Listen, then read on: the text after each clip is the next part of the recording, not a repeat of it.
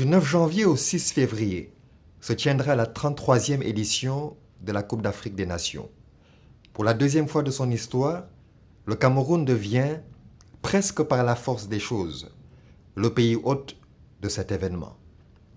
Longtemps sur la menace d'un report, la Fédération camerounaise de football et la CAF ont presque tiré le diable par les cornes pour pouvoir maintenir à tout prix la compétition.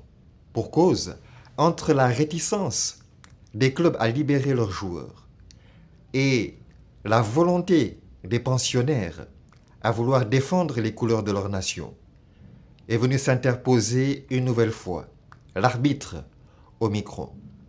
La Coupe d'Afrique des Nations 2021 a comme favori l'Algérie. L'Algérie favorite à sa propre succession.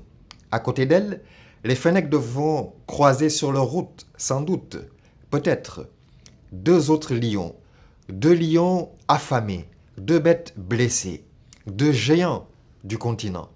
Les lions indomptables du Cameroun et les lions de la Teranga. Mais l'histoire du foot nous enseigne que le ballon rond, l'histoire du ballon rond n'est pas une science exacte. Nous nous rappelons cette victoire fameuse, pour ne pas dire miraculeuse, de la Zambie d'Hervé Renard en 2012 en terre gabonaise.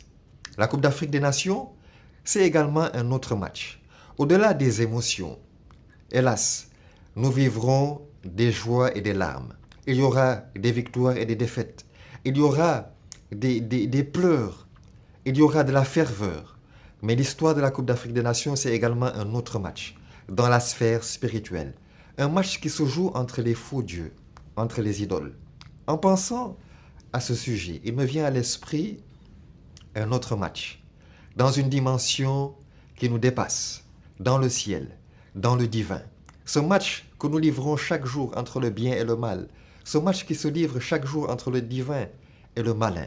Ce match que le Seigneur Jésus a vaincu. La parole de Dieu nous dit qu'un autre lion, pas des moindres, le lion de la tribu de Juda, a vaincu pour livrer l'avenir entre les yeux des hommes, pour livrer le dénouement de l'avenir aux yeux des hommes.